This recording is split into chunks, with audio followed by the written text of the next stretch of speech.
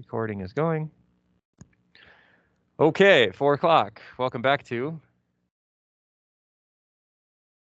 your favorite class, obviously. All right, thank you. Hopefully it'll stick eventually. Okay, announcements. Homework number 2 is due right now. Okay, so hopefully you got that in to my email address. Oh, you just missed the deadline, 4:01. Okay, simulation number 1, I've got some questions on it in office hours, a couple this morning, so that was nice. That's going to be due on Thursday at the beginning of lecture. I've already got a couple submitted to me, and they look pretty nice so far, so good job, those of you gotten it in. Just like the homeworks, I'll try to return those back as fast as I can so you get feedback, all right? Please take a crack at that. Don't wait until the last minute. You might have some struggles, and then you're going to be crying on Wednesday night. It'll be bad, all right? So get going on that. Brush off those MATLAB skills. Okay. New topic today. Enough of that centroid nonsense, except for one thing. You're going to see centroids again. Ah, terrible. All right, we have a new topic today for the course, and so I posted a new set of lecture notes, and the new topic today is area moments of inertia. So without further ado, let us get into it. All right.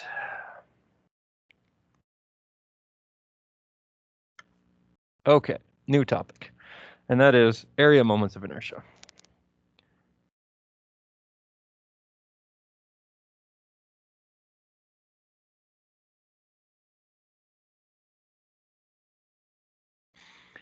And as with centroids, sort of objects that exist in the world have some of these geometric properties. And part of this class, and before we get into some of the motion that we do in this class, we just have to work out some of the math associated with like centroids of objects and some of these other geometric properties, which includes area moments of inertia. And so an area moment of inertia is a geometric property of some sort of cross section, and it has properties that help you sort of describe how the material responds in certain situations. And I want to motivate area moments of inertia with an example today. And the example today uses this simple piece of aluminum. I think this is maybe like, I don't know, 10 inches long aluminum, and it's about 1/8 inch thick. I'll try to hold it up for the camera to see, about 8 inch thick and maybe 1 inch in width. And the motivation I want to do with this particular piece of aluminum is you can look on this cross section and understand that it has a certain area, okay? Maybe 1/8 inch squared if we're doing 1/8 by 1 inch, okay? So it has a certain cross-sectional area that we all understand. That cross-sectional area is a geometric property of the shape. Doesn't really change. It is what it is, right? There's a similar thing we're going to talk about today, which is the area moment of inertia. It's another geometric property of this shape that doesn't change. It is what it is, all right, of this particular cross-section. And if you've ever thought about like bending this guy, much like you might bend a ruler, you would see that it's pretty easy to sort of like bend it. I don't want to say easy because this is made of aluminum, but if I try to bend it sort of in this fashion, I can get some deflection on the ends of this guy. Like I'm probably not strong enough to fully bend this all the way around, but you know, it's pretty easy to sort of like bend it and get some deflection of this guy if I sort of do it in that manner. However, if I thought about now taking this and rotating it 90 degrees and trying to bend it this way, I'm not strong enough to do that, okay? I'm not gonna get a lot of deflection if I try to bend it in this particular fashion. And the reason that this particular piece is easier to bend in this general direction and not as easy to bend in this direction has to do with a geometric property of the cross-section, which is the area moment of inertia. And so I know it doesn't really have to pertain to dynamics quite yet, but I wanted to motivate with what I thought was generally a simple example, and we'll see more complicated examples later in the class where we're using area moment of inertia. But I need to introduce what area moment of inertia is and all the math associated with it before we talk about using it in dynamics, okay? So let's give a little bit of English or a little bit of notes to what I kind of just said there, okay? So let's consider 2 cases of bending a slender ruler.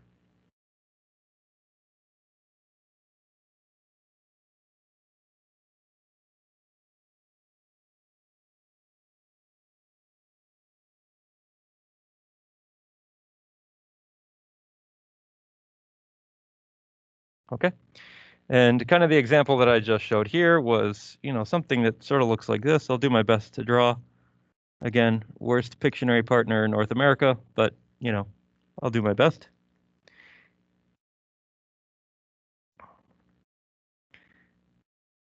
Maybe a piece that looks like this. All right. And if I put some bending moment on this guy, go back to your statics days and think about applying some bending moment M here to either side of this guy. I would say that it is quote unquote easy to sort of bend it or deflect this guy if I apply this particular moment. Okay, so I'll say that this is easy, relatively speaking, to bend object in this fashion. All right, and like think about, you know, a ruler, a slender ruler. I was kind of looking for a ruler to do this example, but this piece of aluminum does just fine. But if I were to like rotate 90 degrees,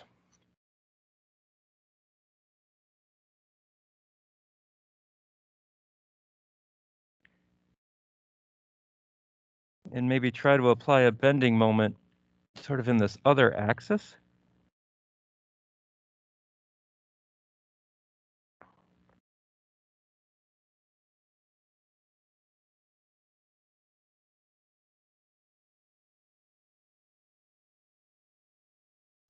And now if I try to sort of like bend this way, I apply some moment here on either end. It becomes like hard to sort of like bend it this way. It's like much more difficult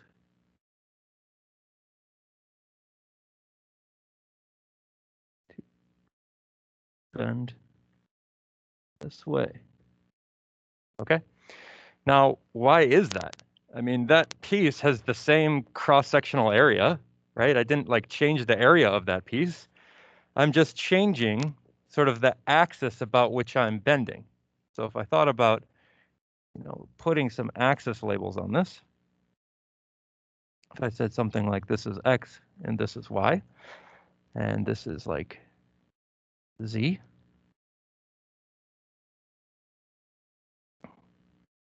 and I go back up to this particular picture and I look at that rotated sort of in this fashion. Let's keep the same axis, it's probably easiest. Same global coordinate system.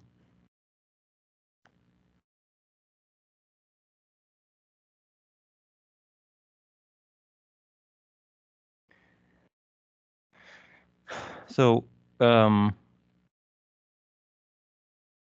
difficult to bend here.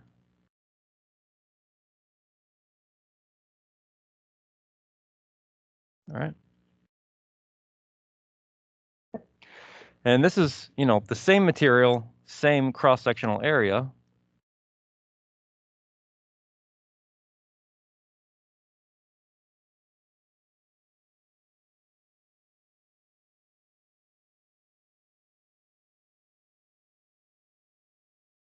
Why harder to bend?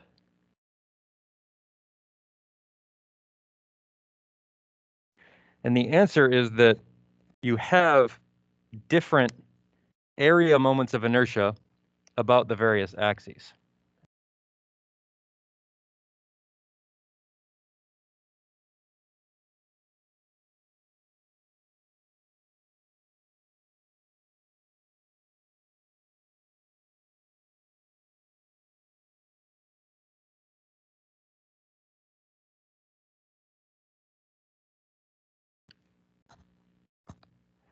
Okay.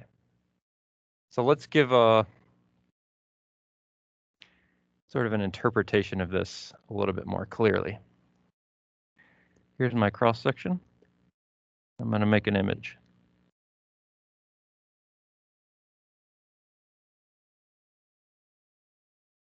Right.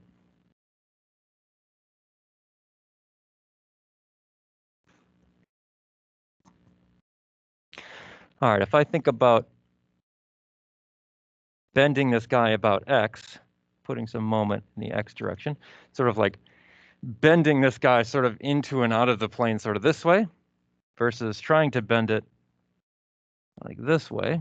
You'll talk more about this in your materials class, but trying to bend it like this long direction, this is difficult. And this is easy.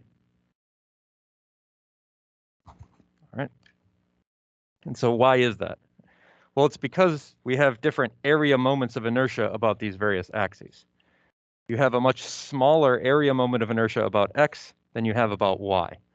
So let's put some information to that, okay?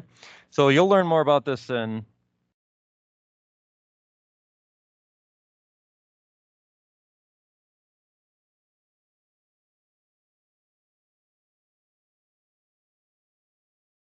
ME2004, which is your sort of mechanics and materials class. Anybody taking that class right now? Is this a prereq for that class? I don't even know. This is a prereq for ME2004?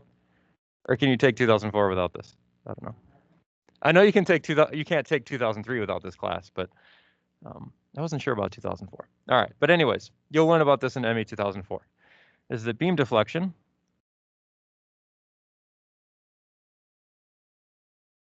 which we call some displacement delta. So if I'm thinking about my ruler and thinking about bending it, it's how much displacement am I getting at the ends. So if I have this example,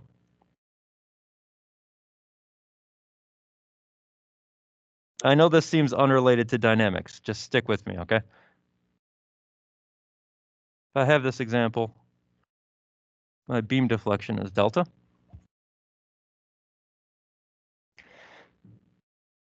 Given some applied moment here, M,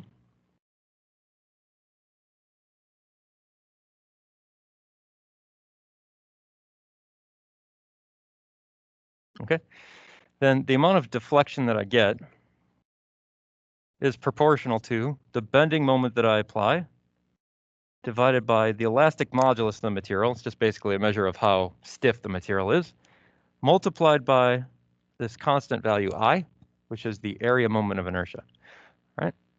Now, I'm not going to test you on any of this mechanics and material stuff. I'm just kind of motivating with an example right now, okay? But the idea here is this beam deflection delta is here. The bending moment that we apply, M, is here. This is the stiffness of the material. And this is the area moment of inertia.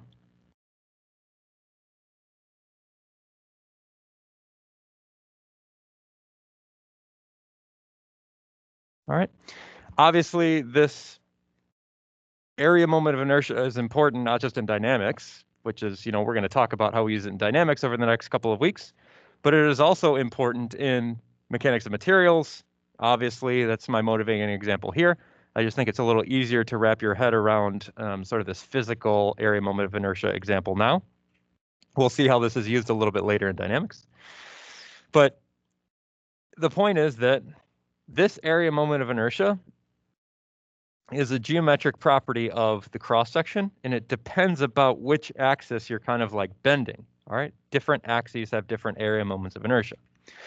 Okay, so let's put this in writing. Area moment of inertia. Okay, this is a geometric property of a cross-section.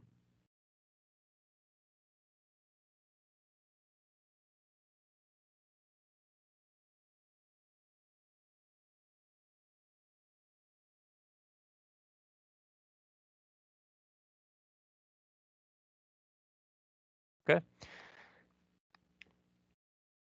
and the geometric property here, much like cross-sectional area or length or width or whatever, can govern a lot of properties about your material behavior. Value governs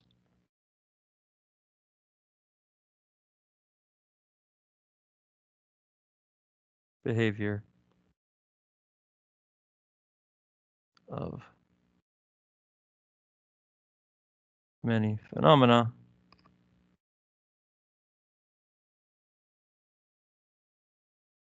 for the material. And you'll see this as you sort of make your way to your engineering education. It has implications in dynamics. has implications in mechanics, materials, does have some implication in thermodynamics. Buckling, like if you ever try to like compress a ruler, the area moment inertia is an important property when it comes to whether or not the material buckles. That's something you'll talk about in 2004 as well.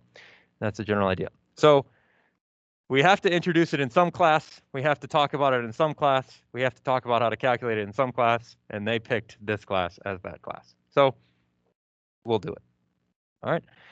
Let's go with a bit more of a technical definition.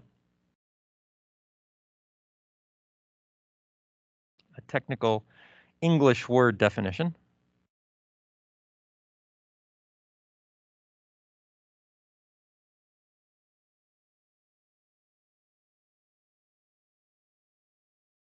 All right. The area moment of inertia goes by some other names.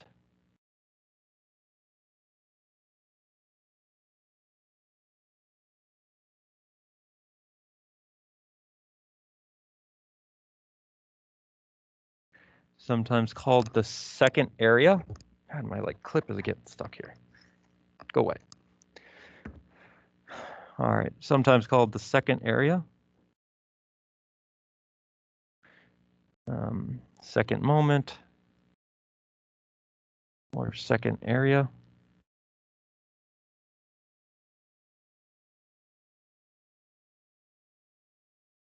of inertia. I think if you like go to Wikipedia, you'll see like a couple of different definitions here. Second moment of inertia or second area of inertia of a beam.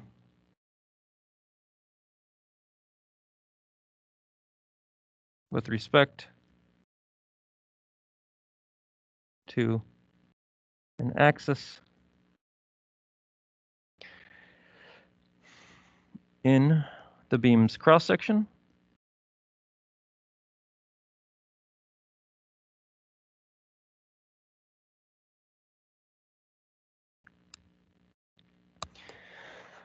Is the product of each differential area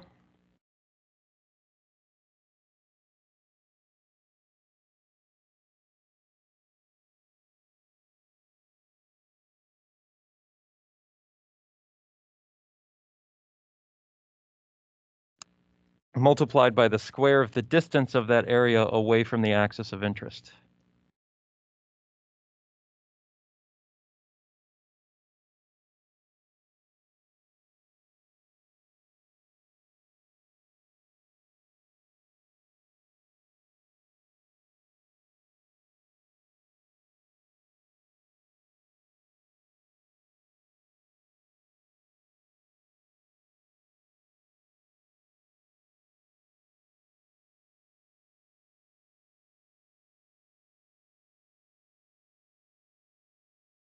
Yay, words.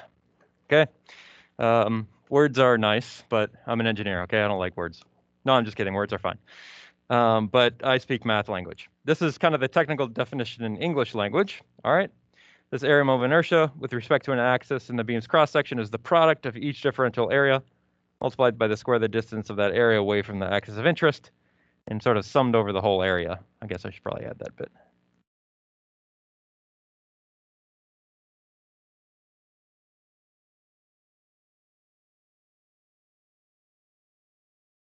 Okay. That's a bunch of word vomit. What does that mean in math language? All right. In math, if you have some two-dimensional shape, let's consider it as like the cross-section of a beam. And it's got a general shape that might, I don't know, look something like this. I'm just giving some arbitrary shape here. That particular shape has a differential area. We talked about this when we looked at centroids. And we say that this is your differential area dA, which we know is something like dx dy or dy dx. Both are equally good. And that differential area is located at a position xy. So let's put that position of that particular differential area in here. So it's located here at a distance y and here at a distance x. All right. Then in math speak, what we just wrote is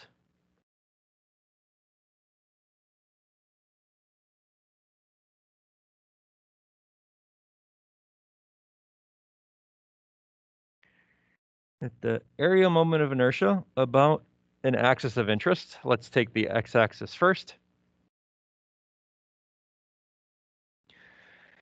Is the differential area multiplied by the distance that differential area is away from the axis of interest. Okay, so we have this differential area here, dA. Its distance away from the axis of interest is the distance y.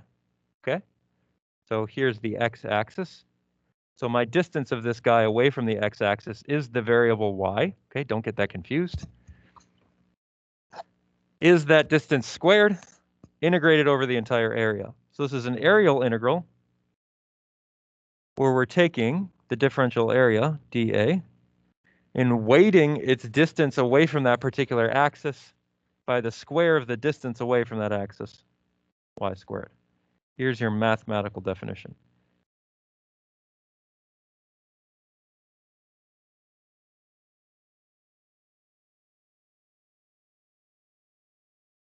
Okay. Same thing for the area moment of inertia about the y-axis.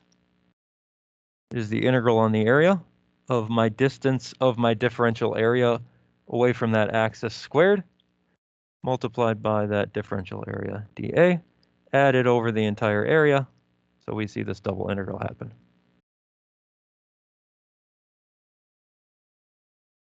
This is just a geometric property of the particular cross-section. All right. Just like the centroid was a geometric property, just like area is a geometric property. It's just a geometric property of this particular section. So this is area moment of inertia.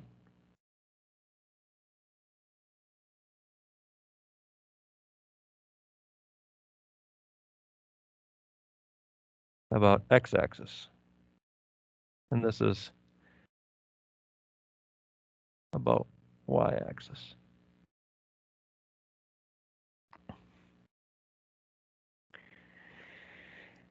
Because of this sort of square that pops its head in, multiplied by an area, which will also be positive, these values are always positive.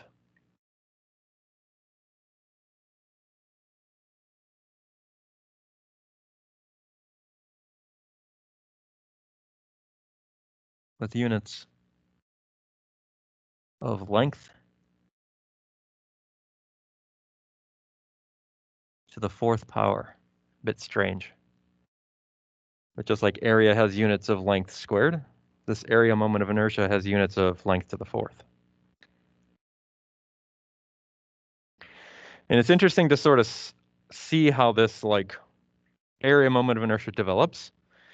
The idea here is that the farther away a differential area is from an axis, the more weight it contributes to the area moment of inertia about that axis. So what do I mean by that? Okay, well, if we're looking at the area moment of inertia about the x-axis and considering like this differential element here versus a differential element that might be up here, well, the contribution to the total area moment of inertia of this particular element here is going to be weighted more highly than the contribution of this element because this guy is farther away from our axis of interest. All right. So the point is, if you have a lot of material displaced far from your axis of interest, you're going to increase your area moment of inertia. And I want to get back to sort of the very first demonstration I did in this class, where we talked about what is my resistance to bending. Yeah, if we have a larger area moment of inertia, it's harder to bend. And so this picture and this figure, which is the very first slide in this particular deck, sort of hammers that home. And hammers home like the differences in I-beams and why you have all of this material sort of in that right-hand depiction there. The area moment of inertia of the thing on the right-hand side is very high because you have this little wedge of material that's very far displaced from sort of like the central axis of bending there on the right-hand side. You're trying to kind of like bend about this axis that's running horizontally through the I-beam.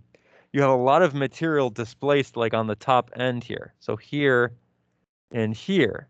And the contribution of this material here and this material here to the area moment of inertia of this cross-section about the axis that's kind of running along the piece here is quite high.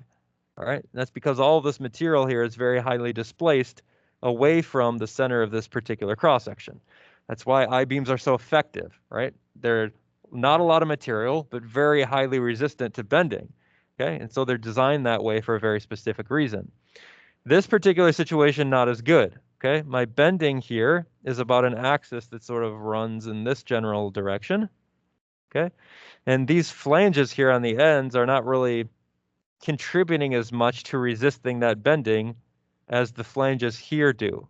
So if you just thought physically about trying to bend the I-beam in both the situations that you see here, you could probably physically imagine that it's much more difficult to bend this I-beam than it would be to like bend this I-beam, okay? So if you had a preferential direction for how to bend that particular guy, the one on the right would be more difficult to bend than the one on the left. All right.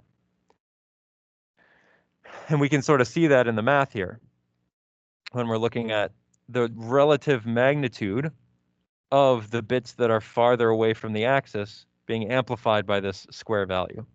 All right, so let's actually do some work with this formula here now.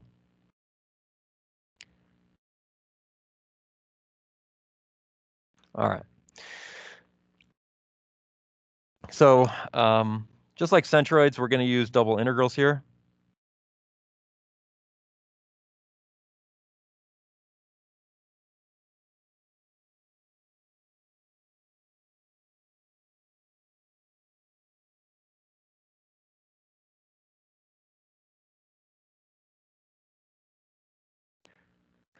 And so when you see something like Ix, this is the integral on A of y squared dA. This can be written in a variety of ways. You might see this as the double integral y squared dy dx. That's probably the easiest way to execute. All right, I think that's probably the easiest because your interior integral here is pretty easy to work with. You don't have to convert your y squared into anything related to x. It's pretty nice and easy to just jam on that guy. But could also be executed with the other sort of areal integral definition, which is y squared dx dy. In this particular situation, you'd have to convert your y squared to some function of x, right? And that would make things a little bit more complicated, a little bit more difficult, but is definitely doable, okay? But all of these sort of double integrals would work. Same thing with your area moment of inertia about y. Something like x squared dA. Here's your double integral. The easiest method here is to probably let dA be dx dy. So you can perform this internal integration relatively easily. You know, just make this x cubed on 3. Consider your bounds for x as a function of y and be on your way. But can also be done the other direction.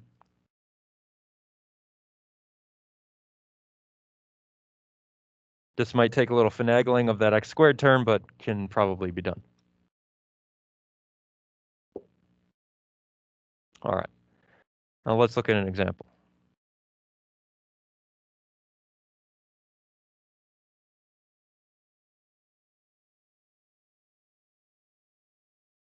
Calculate the area moment of inertia, Ix and Iy, of the following structure.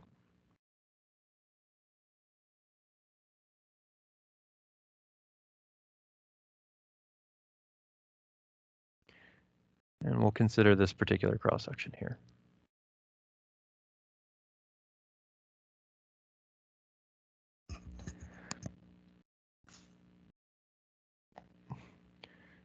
Might be easier.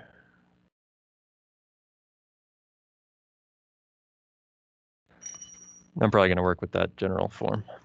Could do it in decimal form if you want, but.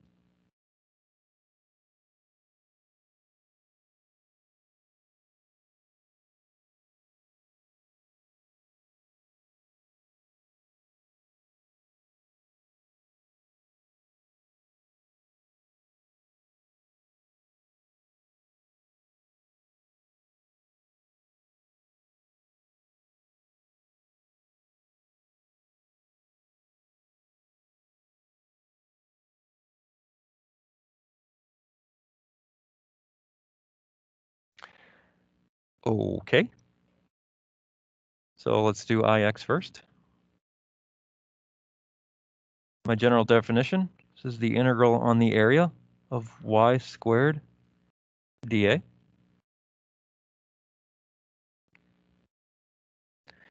Here I'm going to let dA be dy dx. It's probably the easiest method.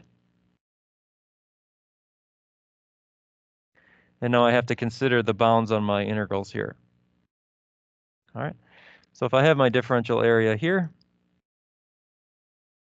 and I'm sort of building those vertical rectangles first by integrating over y first, then I'm going to sort of run into the equation here, which is y equals 0 on the bottom end, and the equation here, which is y equals 1/4 x cubed on the top end. So I'm sort of first like creating this rectangle here by integrating on y first.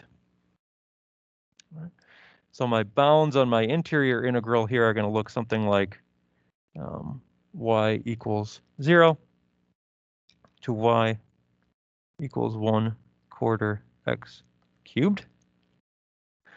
And then once I've created my vertical rectangles, I'll sort of move in the horizontal direction between extreme values of x equals 0 and x equals 2 meters. So here are my bounds on the outer integral, which is integrating over x equals 0 to x equals 2. Construct my vertical rectangles, then integrate across. So after our sort of centroid homework, probably, hopefully we're getting somewhat comfortable with these double integrals. All right. How was that centroid homework? Did you guys cry? How many people cried? Raise your hand. I cried. It's okay. It was like a lot of integration. My hand hurt. Okay.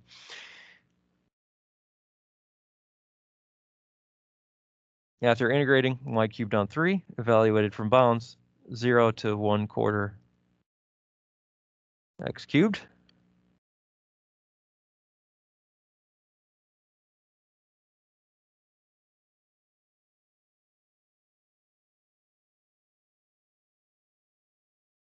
(1/4 x cubed to the third). Yikes. X to the 9th.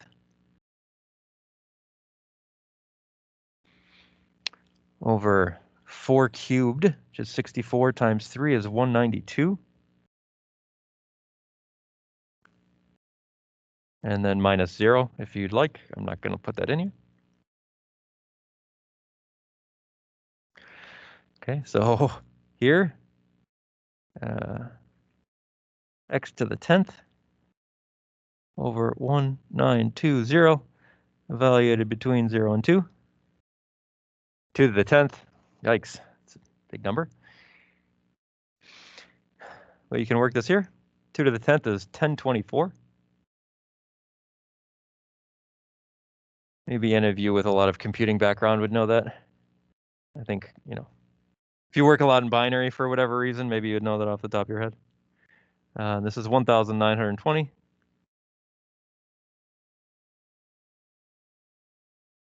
So in decimal form here, it's 0.533 units meters to the 4th. So that's your IX value.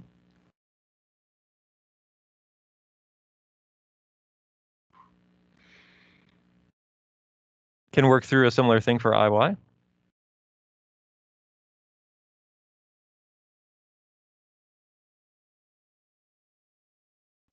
Integral in the area of x squared dA.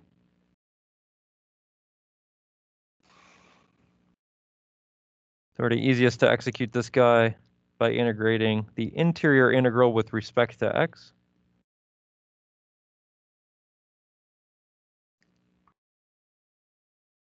Now we just need our bounds on x.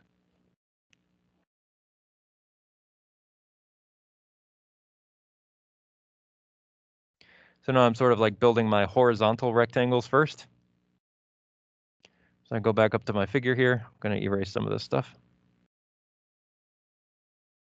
Go back up to my figure here. Here's my arbitrary dA. And I'm going to build my sort of horizontal rectangles first. So I'm sort of building this guy first.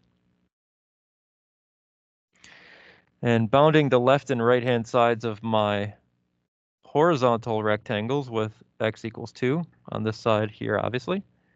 And over here, a little bit more complicated, but here we're going to have x is equal to what is the cubic root of 4y. It's just rearranging that equation there.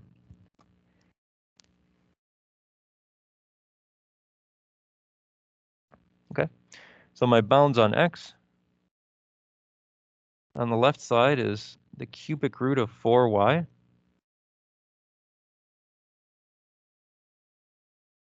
All the way up to x equals 2, kind of the right-hand boundary there.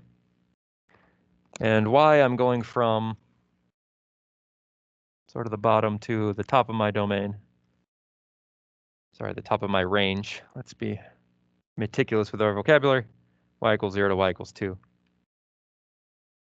So this is my general setup here. I think it's probably like the hardest part about these like double integrals is getting the bounds right.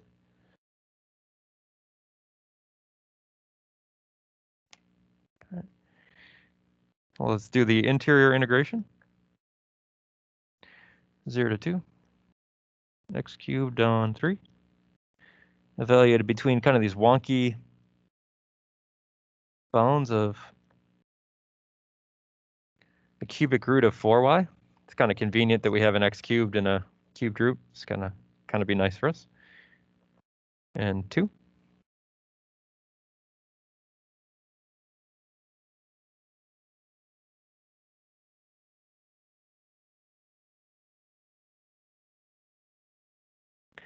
Okay, so my upper bound here is going to be 2 cubed on 3, so 8/3.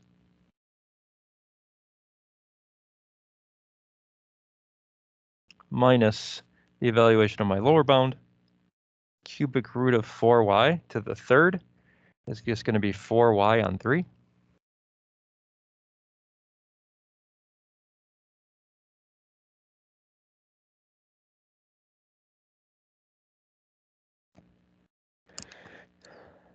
You can evaluate.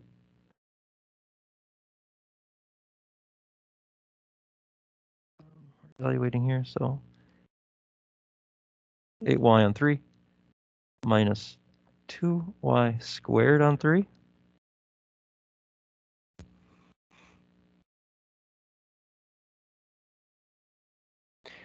This between the bounds of 0 and 2 for y.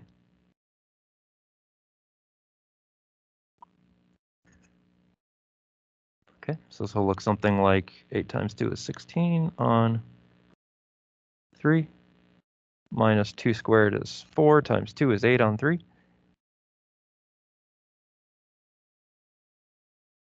And so this will be 8/3. Units here are meters to the fourth. Okay. If you want this in decimal form, 2 point. So, repeating, of course, as Leroy Jenkins says. That's probably a lost reference also. I'm just going to drop references here and there, and some people will get them, some people won't. Who knows? So that's the idea. Just executing some more complicated double integrals. And you know, centroids are important. Area moments of inertia are important. Both of them use double integrals, so some good practice. All right.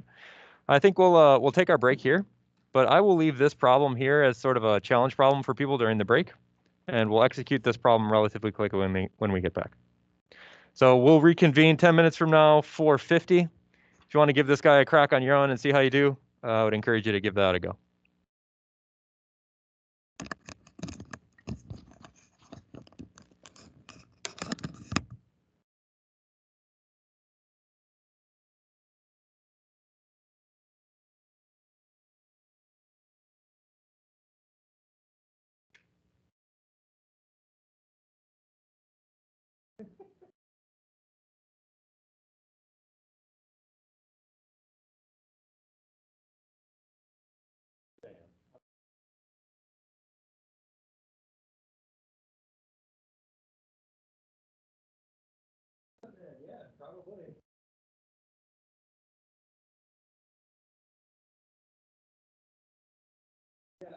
while I talk about.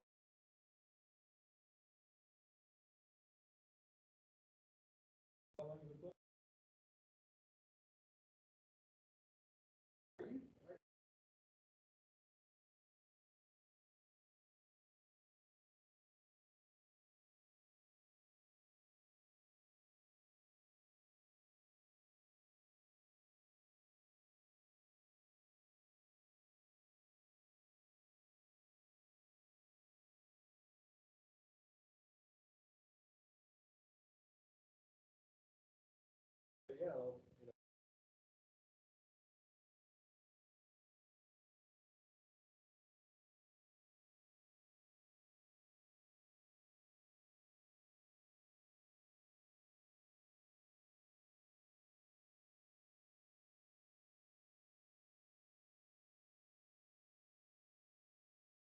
That's interesting. I get all these emails, people submitting their homework, and sometimes I can put the name in the face.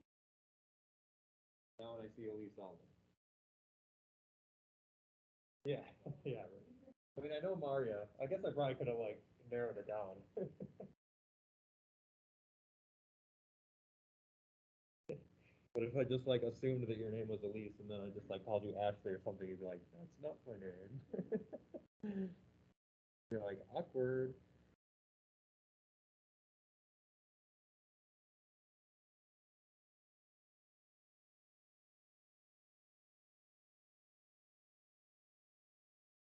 And I think I've had your brother for like 5 classes now that I think about it. I think I had him statics, dynamics, dynamics 2, mechanics and materials 2, and composite. I had him 5 classes. He's not sick of me yet. He's not. No. But maybe you're sick of him. Nah, just, yeah.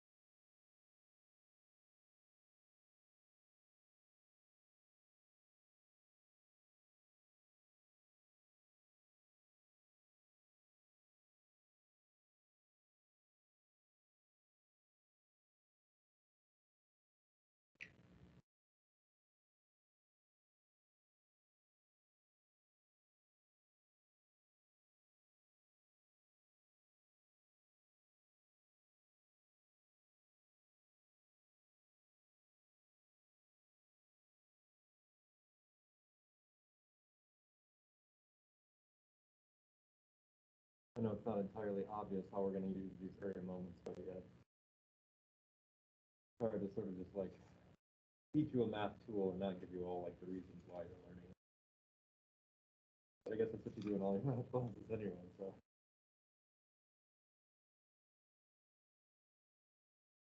I feel like a math teacher the last like 3 lectures of you guys.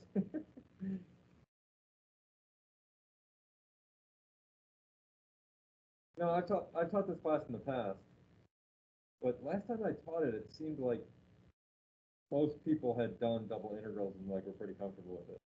So I'm spending a little more time this time on double integrals, how they're formed, why they're useful, etc.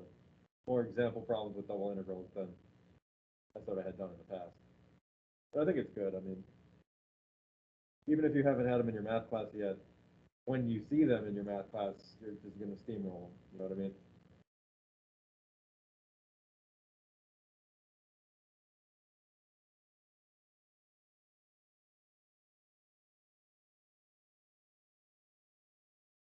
And most of the stuff we do in this class is pretty basic when it comes to double integrals, relatively speaking. As simple as like the simplest double integral can be. Tell your parents you're doing double integrals, they're like, whoa.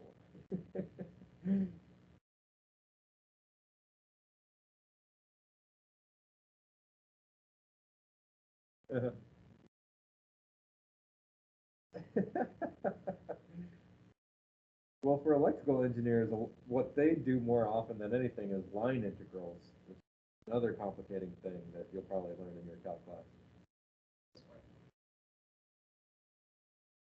Yeah, especially for like electricity and magnetism, line integrals are very important.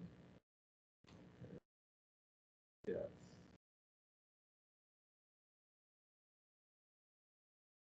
Difficult.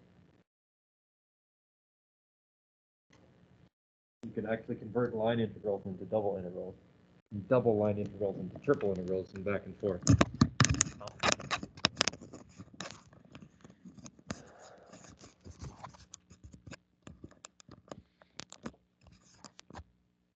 Okay, how we doing out there? It's about that time. I hope we had a chance to take a crack at this example. I'm going to bring this example into the writing pad, and we'll give it a go.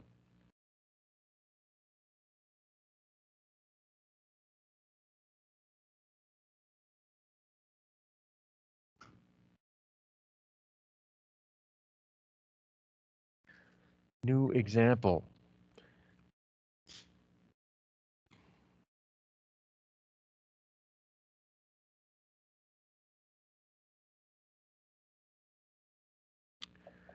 Okay, baby. Away we go. Let's crank this through this pretty quick. If you've been working on it on the break, you're probably already ahead of me. So let's just go at it. All right. So we'll start with IX. If you remember our areal integral here of y squared dA. And, you know, when we teach centroids and we teach area moments of inertia kind of like back to back, it can be a little bit annoying because remember that like the centroid equation uses the integral of x dA over integral dA, but the moment of inertia about x uses y squared. So it can like really throw students off sometimes if they're like keeping that in their head. But just make sure you're clean and sort of know when to use which one. All right. Okay, here squared, our integral of y squared dA. Since we have y squared here, let's make dA dy dx. Probably the easiest way to handle it. So we have to look at our bounds on the y direction. So here's our differential element, and we're going to integrate sort of with respect to y first. So we're going to run into y equals x on the lower boundary. And on the upper boundary, we're going to run into y equals square root 2x.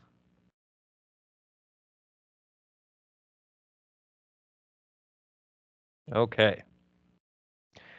And on x, we're going to move from x equals 0 to x equals 2.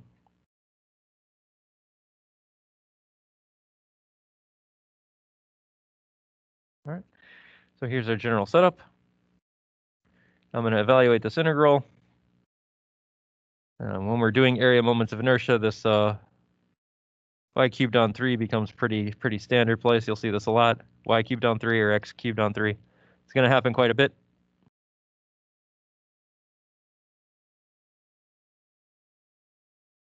All right.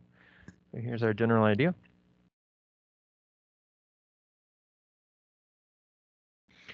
And we plug in here. It's going to be a little bit complicated, but hopefully not too bad.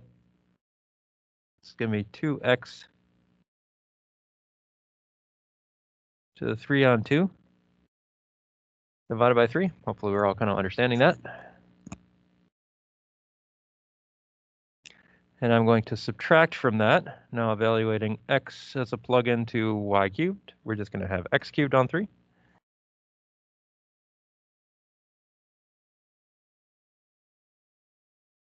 Integrated over x. All right, this guy gets maybe a little bit messy. And here we'll have 0 to 2 of, I'm going to rewrite what is this constant here, 2 to the 3 halves as 2 to the third, which is 8 to the 1/2 is square root of 8. So let's just rewrite this as square root 8 on 3 times x to the 3 halves. This is just going to be generally a little bit easier to integrate.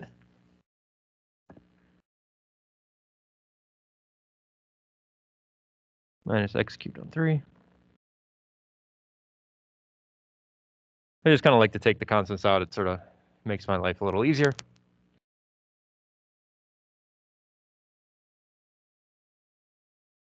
All right, so let's actually work through this integral. Root 8x to the 3 halves, I'm going to add 1 to my power, so it'll be x to the 5 halves.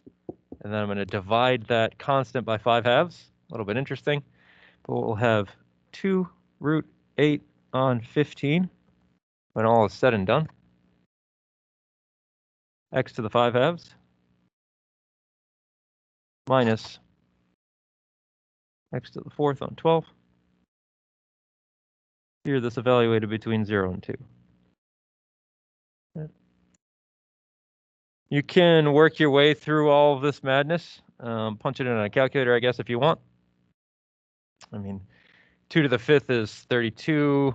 To the 1/2 is square root 32. Square root 32 is, 2 root 4 if you want. You can sort of simplify as you will. I'd say just punch this in a calculator is probably the easiest way to go about it, and you'll get 4/5 here. Meters to the 4th. I trust that you guys can sort of like evaluate the last bit of this integral. I've whittled it down for the most part for you. So here's your Ix.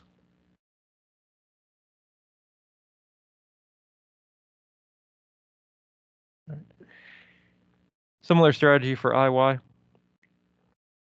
Integral on the area of x squared dA.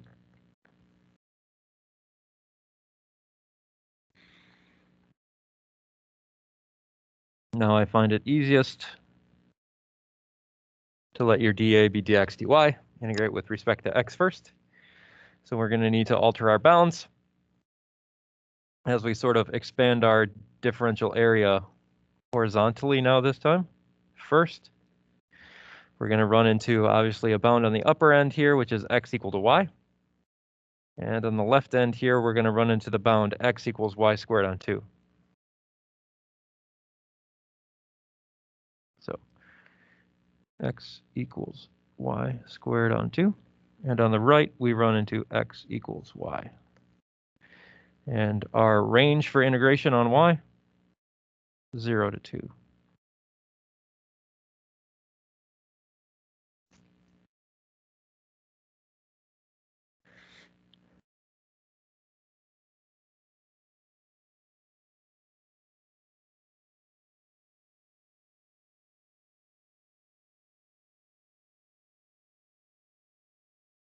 Y equals 0 to y equals 2. Evaluating our integral, x cubed on 3. Between bounds of y squared on 2 to the upper bound of x equal to y.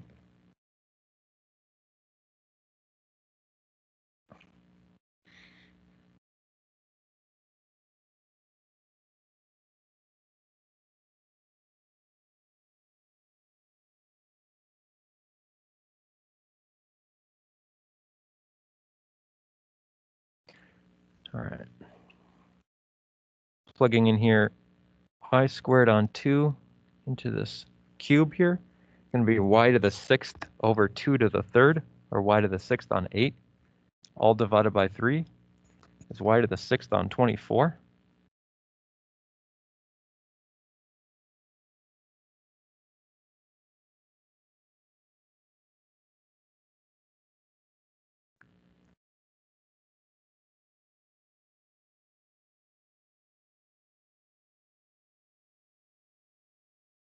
Y to the 7th, 7 times 24, 168.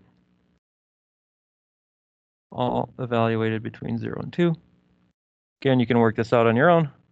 It's 96 over 168, if you want to be exact.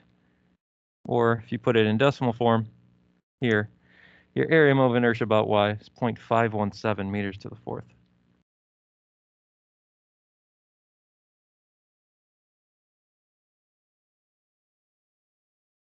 Okay. I'll challenge anybody in this room to an integral off anytime.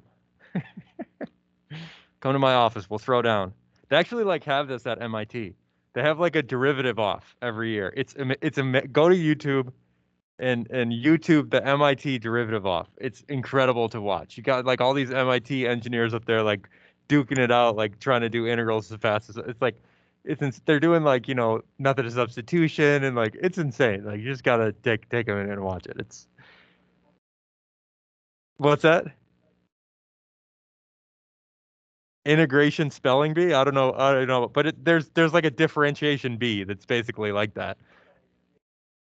And they're sponsored by like local companies. You know, like the person of the derivative off who wins it, they win like 10 grand. Like it's insane. I mean, like you got these people up there like competing for like this huge prize to who's the best like integration expert. It's like, oh man, it's pretty entertaining to watch because they have like announcers and stuff for it too, and they're like, well, everybody knows that sin x over x, a limited approaches, and it's like, it's just crazy, but in a good way, nerdy crazy.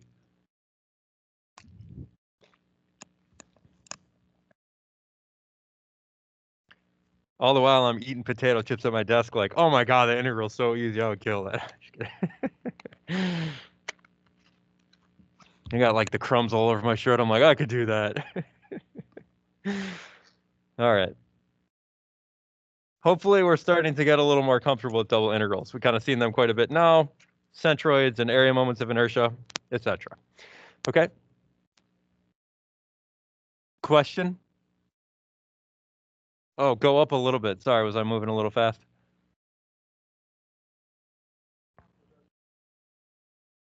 Oh, did I make a mistake? Tell me. Oh, yeah, thank you. Yep, 571. Thanks. Sometimes I get a little dyslexic. I mean dyslexic.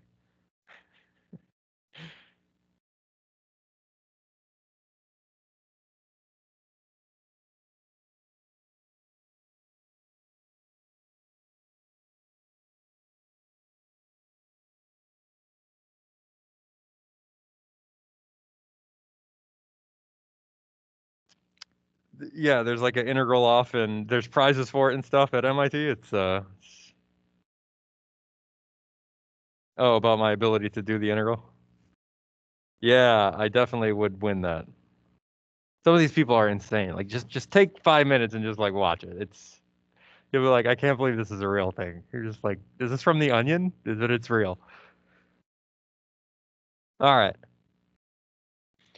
Hopefully your colleague in class has had a chance to catch up. If not, go back and watch the YouTube video.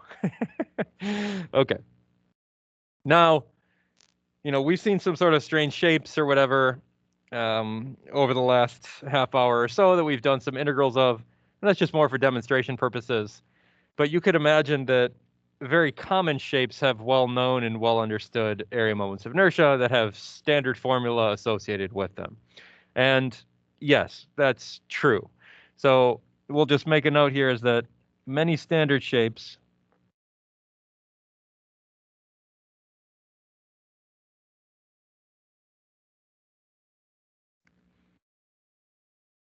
have known area moments of inertia.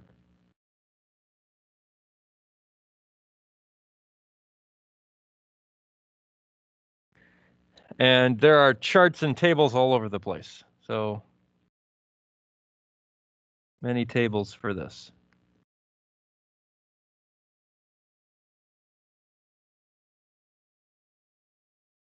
I've included one in your notes, which is the same one from your book. But if you just like type into Google common area moments of inertia, you'll just be inundated with common formula. Okay, and so this is an example from your book. I'll just put it in here in the notes quick just so you see it. But this is also in your book and also in the notes for the class, which I put together in PowerPoint for you guys. So here's an example of some of these charts and what they might look like. All right. So this is like an example for this like slice of a circle. And not only is it giving you the area moments of inertia, but it also gives you like, what is the area of this guy? What is the centroidal location? 2/3 r sine theta on theta. Yeah, exactly. Just what you all were thinking. Here's some of the calculations for Ix and Iy, etc. This is quarter circle, semicircle, and the associated values of Ix and Iy. It's going to be a little bit hard to read, I understand, in the online world and maybe in this class, it's pretty hard to read what's up there, but just know that there are known formulas for this. This rectangle, you're probably going to see, not kidding you, 200 plus times in your undergrad career. So you'll have 1/12 BH cubed stuck in your memory like a childhood pizza party. All right. It's going to be stuck in there real good. All right. 1/12 BH cubed and 1/12 HB cubed for IY. That's going to be stuck in that memory forever until you're 50. 50. All right. Triangle, here you go. We've looked at a triangle before for centroidal location, 1/3 of the way up the height, but also area moment inertia about the x-axis here, which is sort of passing through the centroid there, 136 BH cubed. Okay, so you get the idea that there are many charts that exist like this that tell you what is the area moment of inertia of these general objects about these various axes. All right, so there you go. You know how to derive these now if you want. They're all derived from like, integral a x squared dA and integral a y squared dA. They're all derived from this just general formulation. All right. So there you go. All right.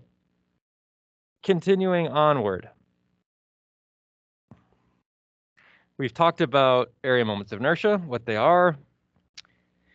But now we have to talk about what happens if you're looking for the area moment of inertia about an axis that is not necessarily easy to work with. Let me give an explanation. So, example.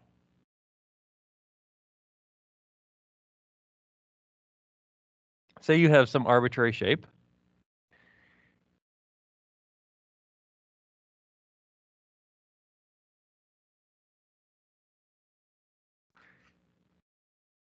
With a known area moment of inertia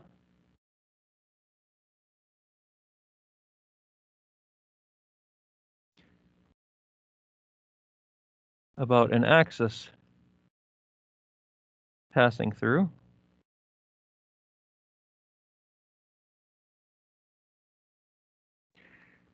that object's centroid. And let's make a picture here. Let's just do one axis for now. We don't need both axes. We just need one axis. Here's some axis. And let's call this axis BB prime. All right. And let's say that this particular axis runs through some shape that's some arbitrary shape, but happens to run through the centroid of that shape.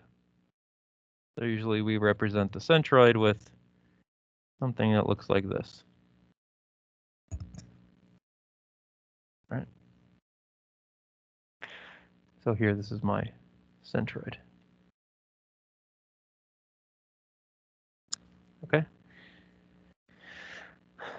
So we'll say that I know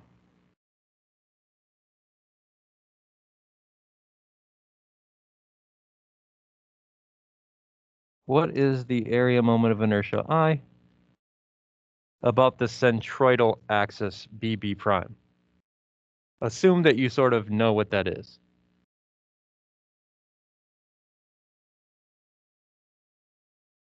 And my question and my challenge is, if I happen to know what the area moment of inertia is of this object about its centroid, can I use that information to calculate what the area moment of inertia of this object is about some other axis that is parallel to that axis?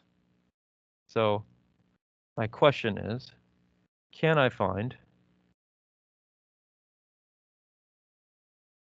easily find what I'll say is IA prime, where AA prime is some other axis that exists in space here.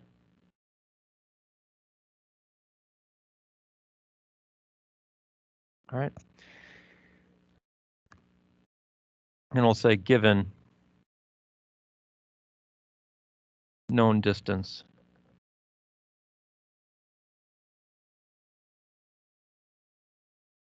from AA prime to B prime of, I'll call little variable d. All right, so let's give that little variable here.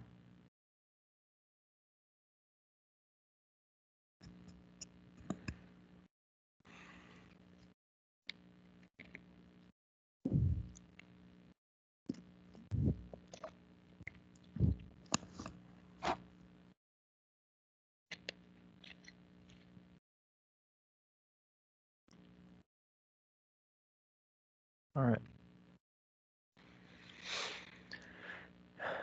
The answer is yes, obviously, or I wouldn't be talking about this. And we're going to use a theorem here and derive a theorem called the parallel axis theorem.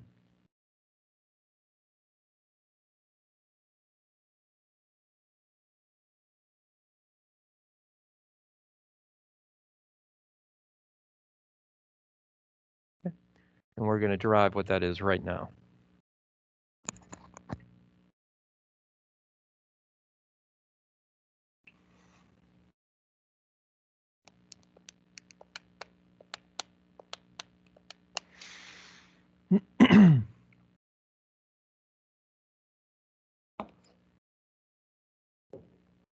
So, over the past hour and 10 minutes or so, we've talked about how to sort of derive, like, what is the area moment of inertia of this particular guy about, let's say, this axis here, for instance.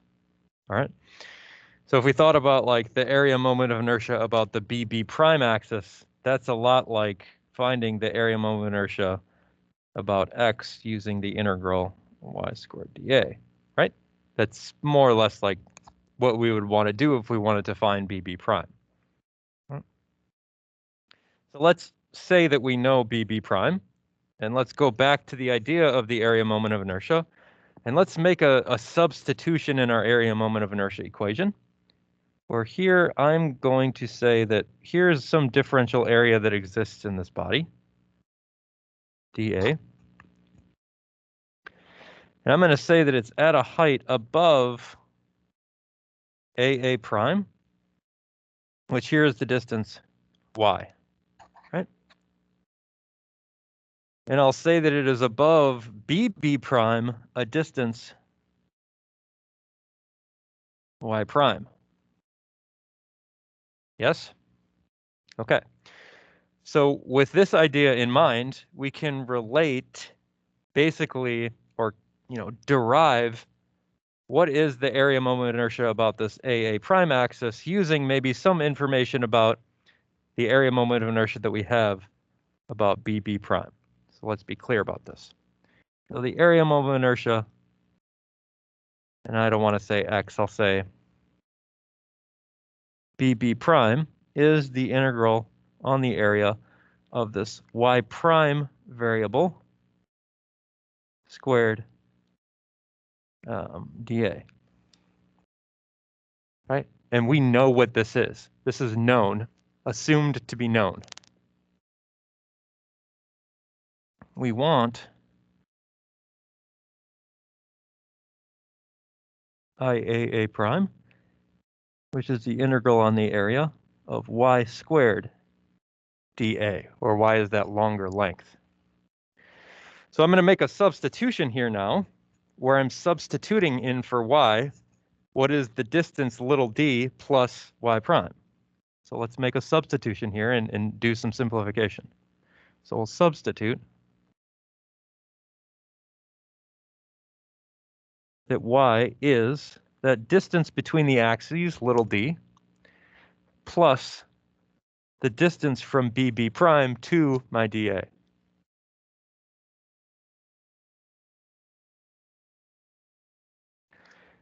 So if you sort of go back up to this figure, it'll probably be very clear that this d plus y prime is the same as this distance y.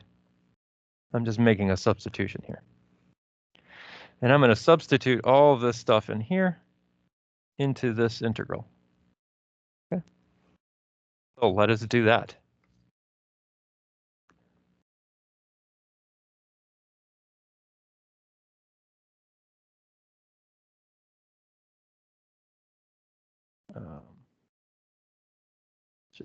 I need a little bit more room. So the integral a prime is the integral on the area of y squared. But we're going to plug in here, d plus y prime is y squared.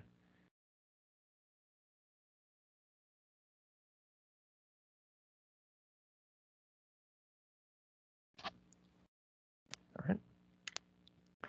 Can expand this binomial. And you guys watch Queen's Gambit? Anybody watch it? Anybody know what a binomial is? Anyone? That's in, like, you know, the third episode. She stands up all quiet in the back. A binomial is an expression containing two terms. She sits down. It's a pretty good show. You should definitely watch it. So we're going to expand this binomial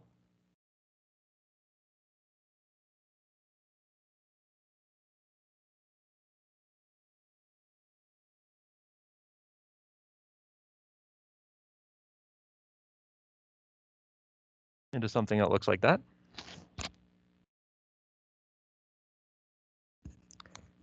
It's not d squared plus y prime squared. Oh my gosh, if you wrote that, I'll come bop you on the head.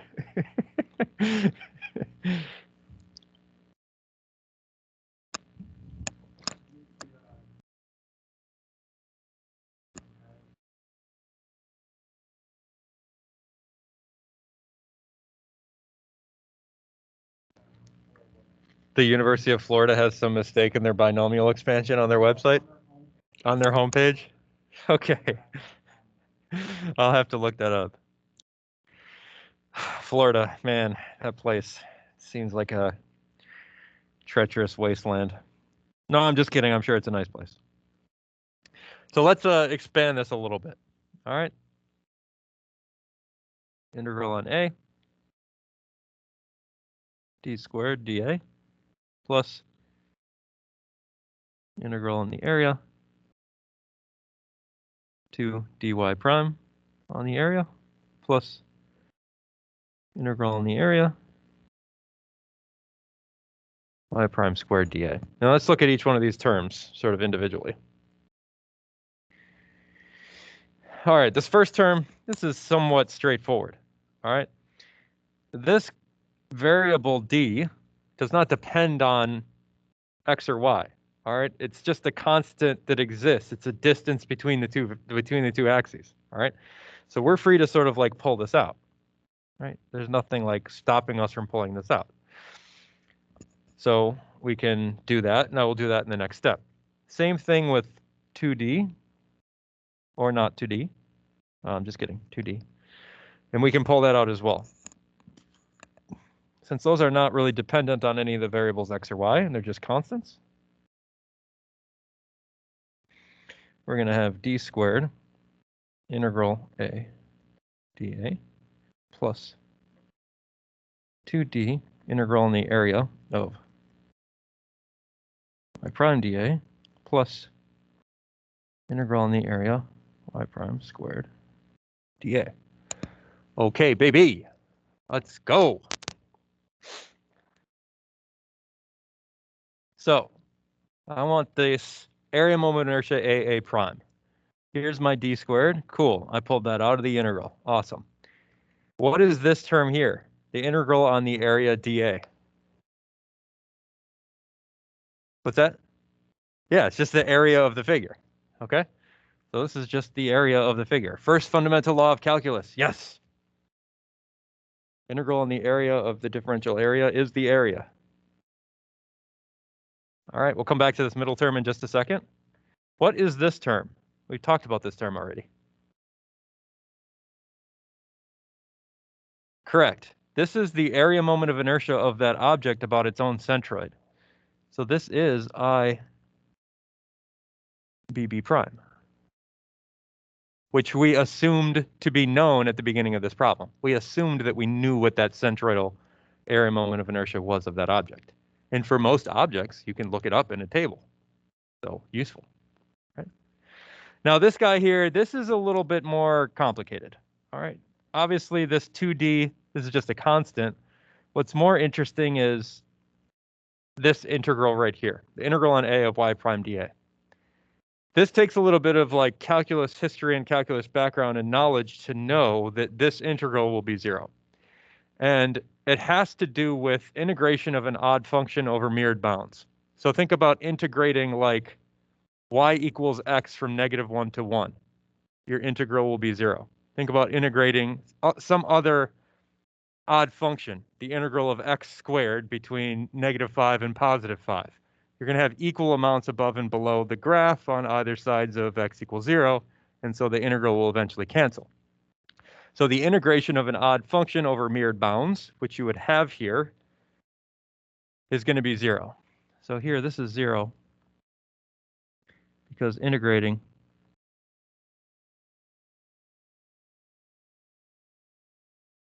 odd function over mirrored bounds.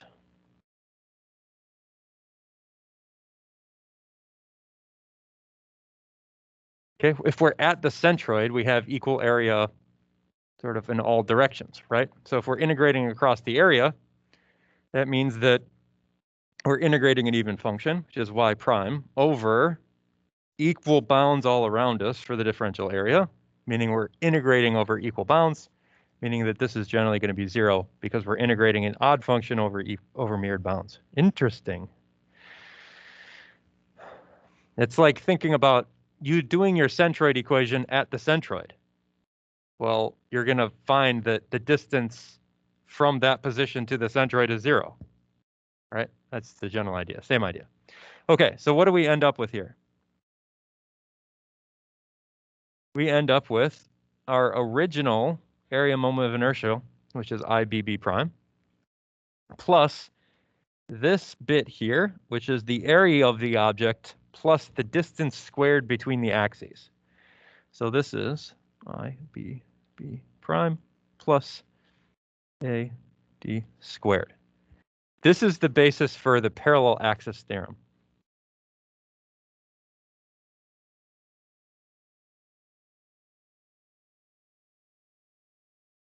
Okay. If you have two axes that are parallel to each other with the distance of d between them, then the area moment of inertia about one of those axes is the area moment of inertia about the other axis plus the area of that object multiplied by the distance squared between the axes. So let's put that into words. So the moment of inertia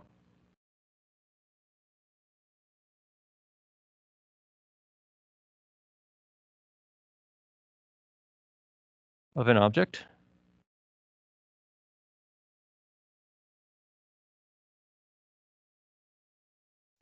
about an axis at a distance of d away from the centroidal axis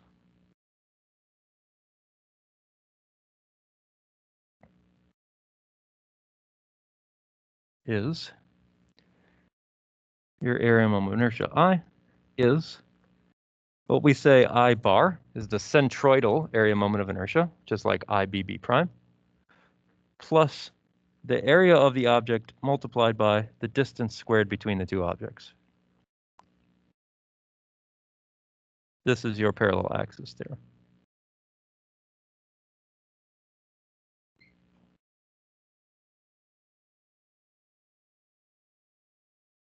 So this is area moment of inertia about arbitrary axis.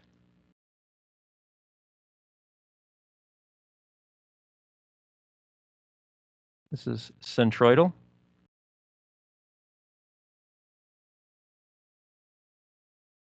Area moment of inertia. A is the area of the object, or of the cross section, however you want to think about it. And then D here, this is parallel distance between axes. Hence the parallel axis theorem. Oh, amazing. And the crowd goes wild.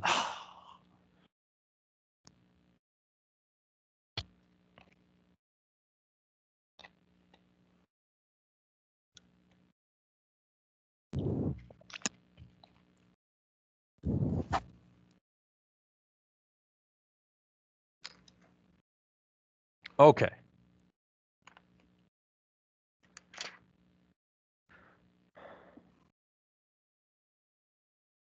Last thing to hammer home for area moments of inertia.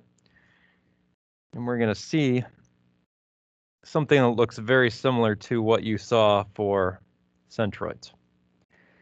And that is that we had composite bodies for centroids, where we have bits and pieces of some object that looks like bits and pieces of other objects. So this crazy, think about like problem number 3 on your homework. You had like this little triangular segment that was cut out, this circular half-quarter segment that was cut out or whatever from generally a rectangle, okay? So problem number 3 in your most recent homework is like, figure out what the centroid of that rectangle is, figure out what the centroid of that triangle is and that quarter circle is, and you can use some summation of the contributions of all of the centroids of those little bits to figure out what the centroid of the whole object is, okay? You can do the same for area moments of inertia. So for composite bodies,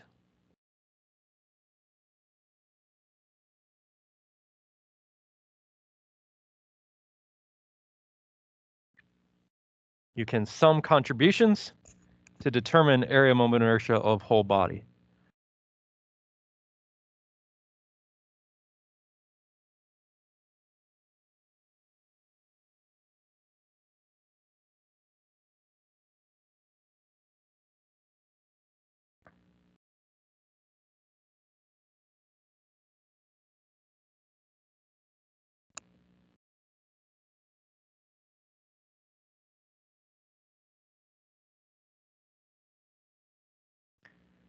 To calculate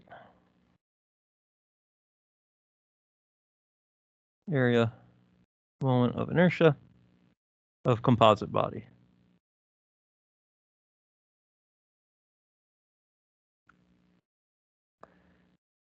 All right.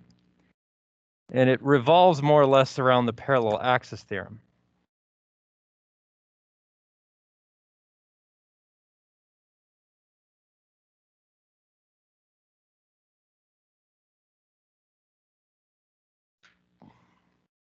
Where we would say that the area moment inertia I of the composite body, so let's say the total area moment of inertia, is the summation of the contributions of all of the individual elements relative to some axis. All right. So from I equals 1 to n, where n is the number of bodies you have in your sort of composite object, of I bar I, so the area moment of inertia of object I about its own centroid, plus the area of object I multiplied by the distance squared between the centroid of the object that you have and the axis of interest. So here's your total area moment of inertia for your object.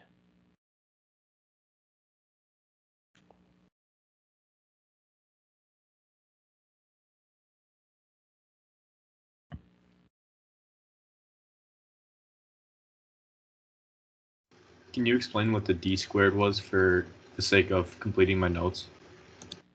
The d squared. So I had a question in the chat about the d squared. The d squared, this is the distance between the axis of the object and the axis of the composite of interest. Probably best demonstrated with an example.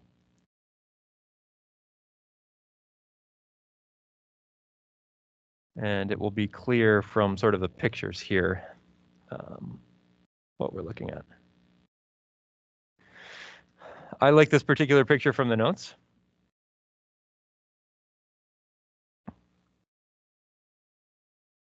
And this kind of shows this information, I think, pretty clearly. Okay.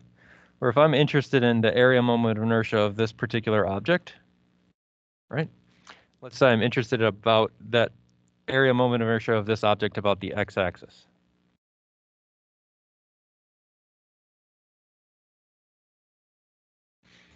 Okay. Well, I would take the area moment of inertia of this object about its x-axis, which obviously this is a square. You can look it up in any table. Subtract off the area moment of inertia of this object, which is like sort of this half circle that's sort of been cut out of this particular piece. Using the parallel axis theorem, which tells me where my centroidal location of this particular bit is in relation to the centroid of the axis of interest. The distance here between these two pieces would be this d distance. Okay, so in this figure, d is b for this particular object. Okay, and if you added those, or I guess summed those appropriately, you would get the area moment of inertia of this final composite object.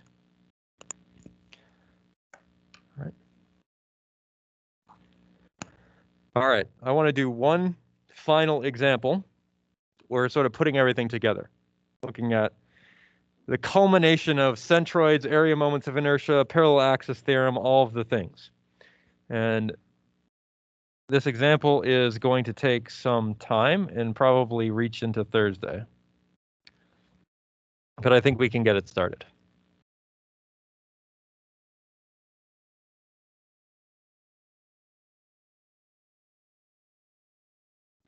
And this is sort of the very last slide of the notes. Okay. Give you guys here a minute to sort of copy the problem down and sort of the steps that we're going to go through. Quite a number of steps here, quite a lot of things that we're going to kind of work our way through, but this is the culmination of sort of everything we've done over the last week and a half. Area moments of inertia, centroids, all the things.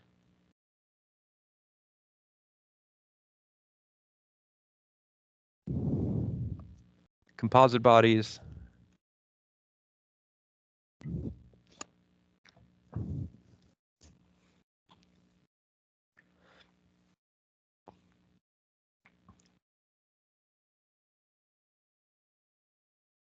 Unlike my personality, this problem has a lot of depth.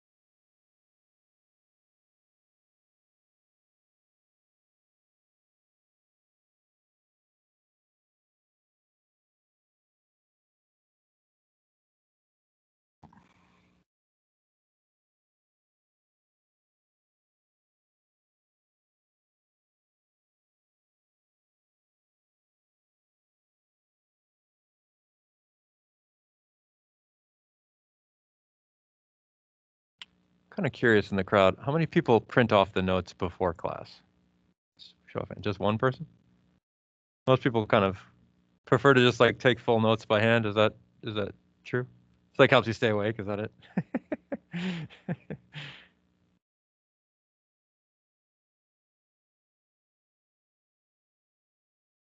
It's strange. Some classes I have, like every single person will print off the notes, and it's just kind of everyone's preferred style. Some classes everyone takes notes by hand. It's very very strange. Different people have sort of different learning styles and what works for them.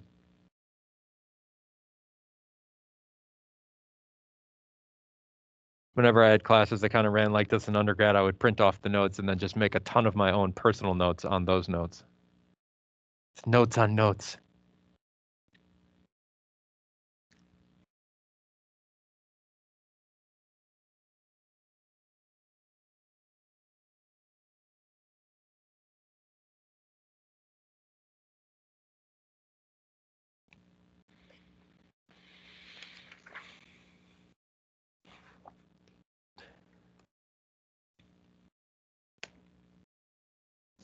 Okay. I think we can probably get maybe through step 1 and step 2, working through the centroid of this particular guy. And it's going to look a lot like kind of the homework you just handed in. But step 3 and step 4 we'll probably tackle on Thursday. And we'll utilize some of the concepts we just talked about using parallel axis theorem and area moments of inertia of known objects. All right, so I'm going to bring this figure into the notes. Sorry, were people still copying down? I don't want to jump the gun on copying it. Give maybe another 30 seconds here.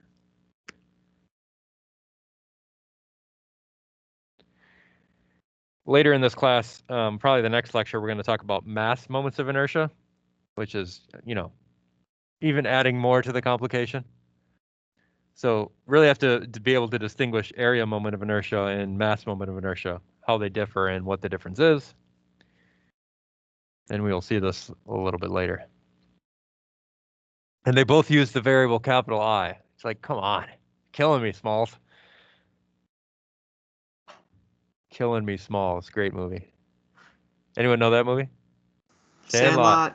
Solid. Okay, I got it all directions. The Great Bambino.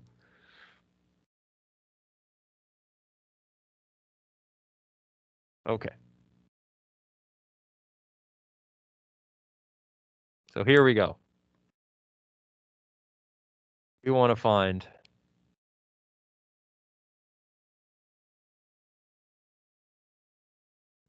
area moment of inertia Ix and Iy about axes through this object's centroid. Dang, complicated.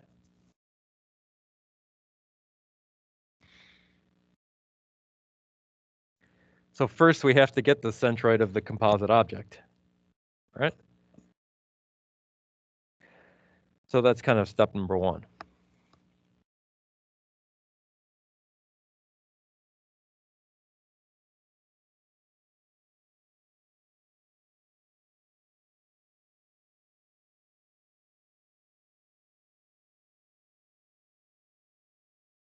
All right.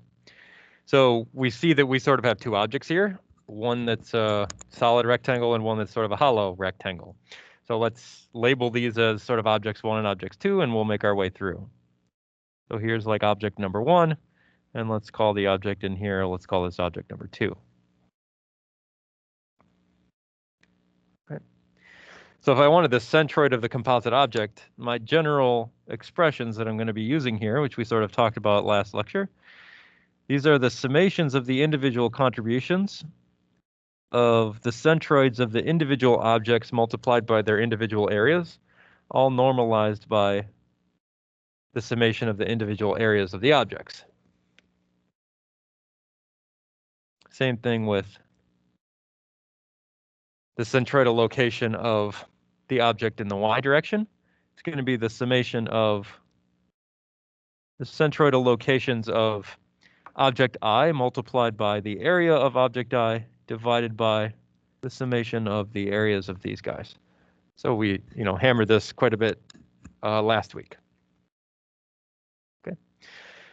To define these x tilde i's and y tilde i's appropriately, I'm going to want to use some coordinate system to help me on my way. There's no real coordinate system given for this problem. Sort of tell you in the problem statement to use like this as a general like reference coordinate system. So we're going to do that here.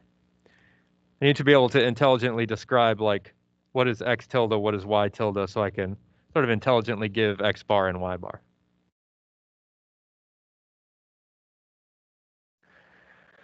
Okay. So object 1.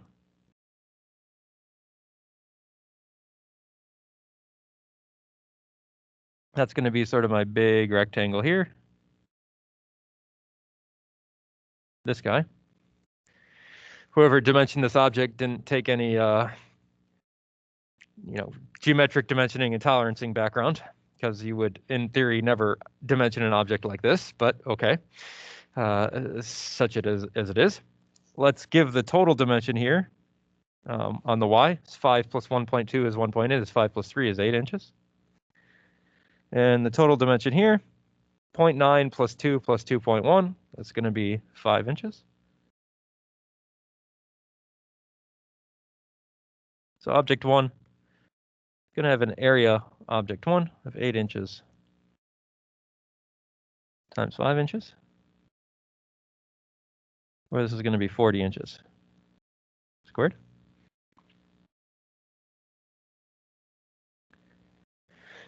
If I just consider the centroid of this first object, it's going to be located right in the middle of this square. So I'm sort of neglecting that hollow square in the middle.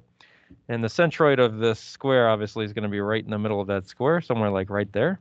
So I could maybe label this as like x tilde 1, y tilde 1, which obviously is going to be like halfway up the edge and halfway across the width. So x tilde 1 is just the width of this object divided by 2, or 2.5 inches. And y tilde 1 is going to be the height of this full rectangle divided by 2. So this is just going to be 4 inches. All right. Now I've got to zero in on object number 2.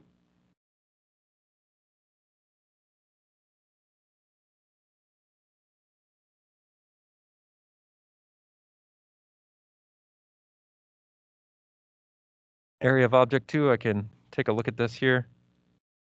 5 inches in height and 2 inches in width. 5 times 2. Do that in my head. What's up?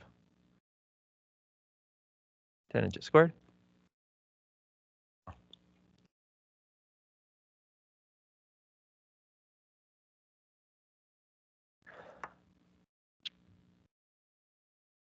And my centroidal location, a little bit more complicated this go around.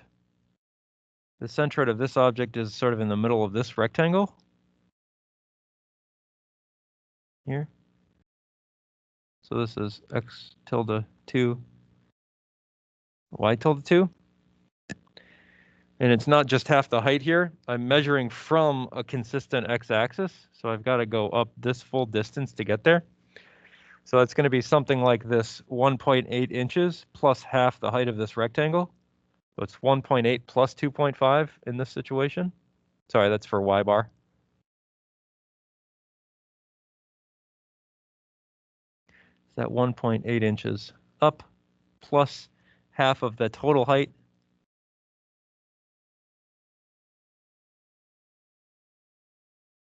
Or y tilde 2 here is going to be 4.3 inches.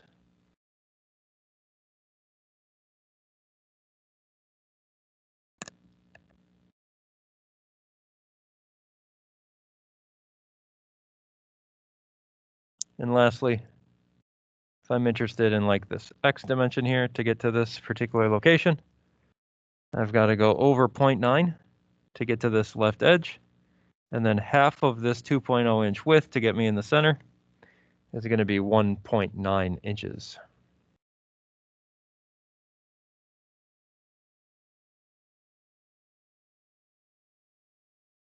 All right.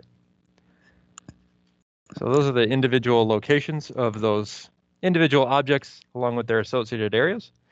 Now we're ready to actually calculate the centroid of this composite object using our sort of centroidal equations. So let's start with x bar.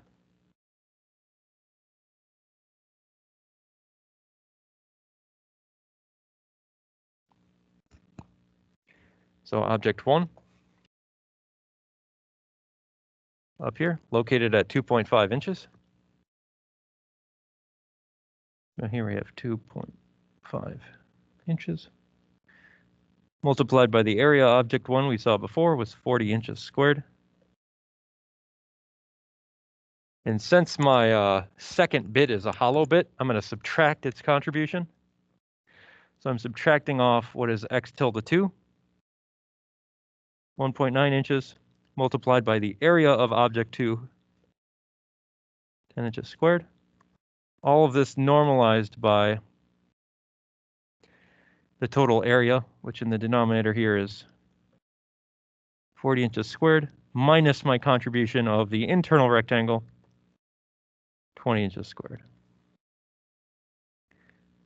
Do the hokey pokey, turn your calculator around, and you're going to get an x bar here, 2.7 inches.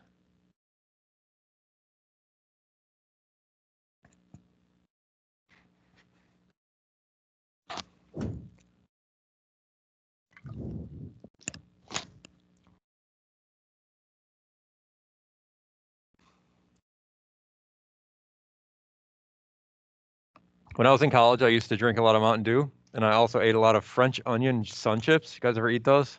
They're like amazing. I would pick up like a French onion sun chip and a Mountain Dew from like the Union at Wisconsin between my classes, and I would tell everybody I'm on the green diet. Guys, I'm trying to lose weight. I'm on the green diet. All right.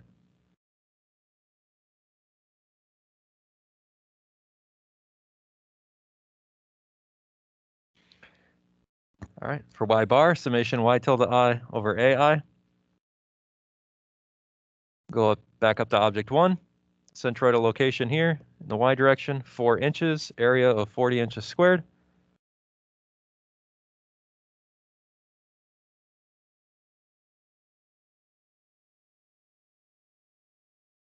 I'm going to subtract the contribution of the internal rectangle. We found y tilde for object number 2 to be 4.3 inches. Multiplied by the area of object 2, 10 inches squared, all normalized by the total area of the piece. 40 inches squared minus 10 inches squared. All this together with your calculator, 3.9 inches. Okay, so here's your centroidal location of your composite. 2.7, 3.9 is sort of the, if you want it in coordinate form.